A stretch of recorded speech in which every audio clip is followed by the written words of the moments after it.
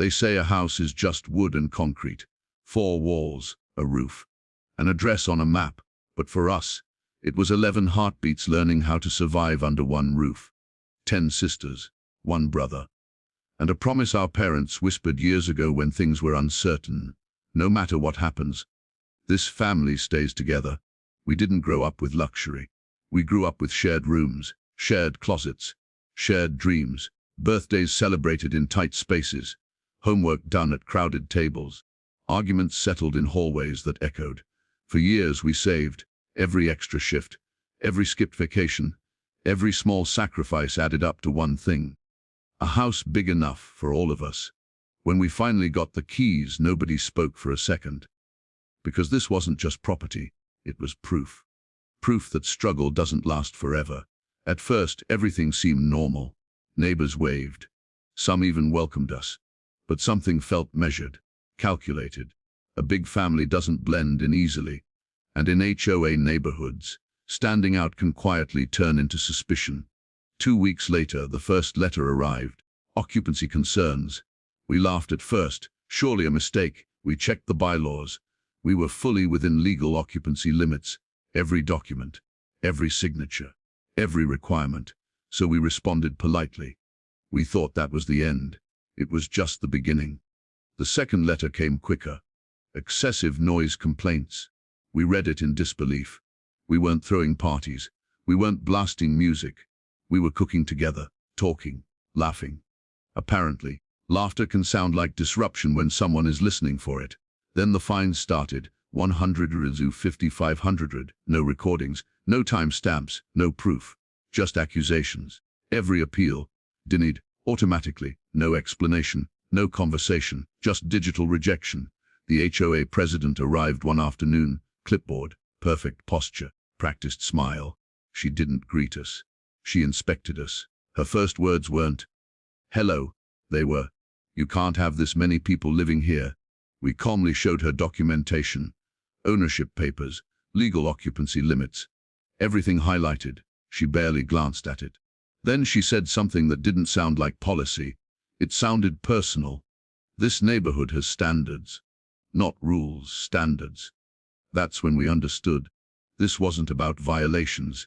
It was about visibility. We didn't fit the picture. Weekly notices, parking complaints, even though every car was in our driveway. Community disruption. Anonymous complaints from neighbors we'd never spoken to. Or at least, that's what the HOA claimed. Then came the letter that shook everyone. A formal warning, continued non-compliance, could result in legal action, including forced sale proceedings. They weren't just fining us. They were trying to remove us, to scatter 11 siblings into different apartments, to break a promise made years ago. That night, the house was silent, not from fear, from resolve. Instead of panicking, we organized. Every letter scanned, every email archived, every interaction documented. We installed cameras around our property, and within days, we saw it.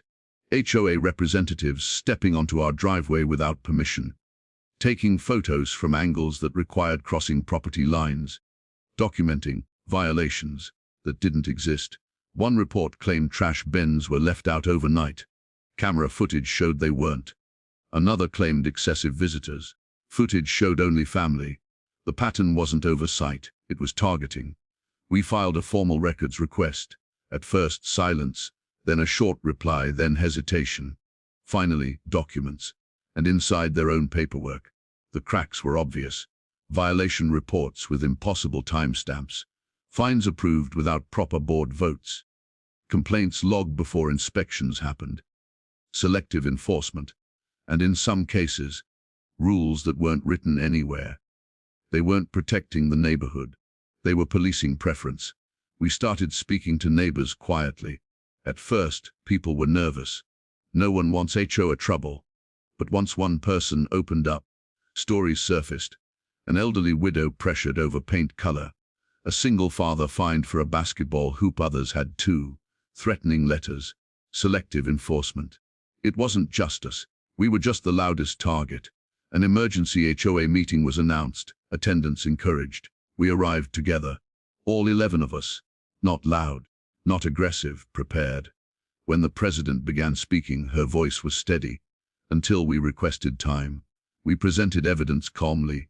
Footage of trespassing, documents with conflicting dates, board approvals that never happened. The room shifted. Whispers started. Then a neighbor stood up. Then another. Then another. Patterns connected. Stories aligned. The confidence at the front of the room collapsed quietly. Within weeks, internal reviews launched, fines reversed, policies rewritten, oversight introduced, and the leadership that pushed hardest against us stepped down. No speech, no apology, just gone. Our house didn't change. It's still loud, still chaotic, still full of laughter that travels through thin walls. 10 sisters, 1 brother, still under one roof, still keeping the promise.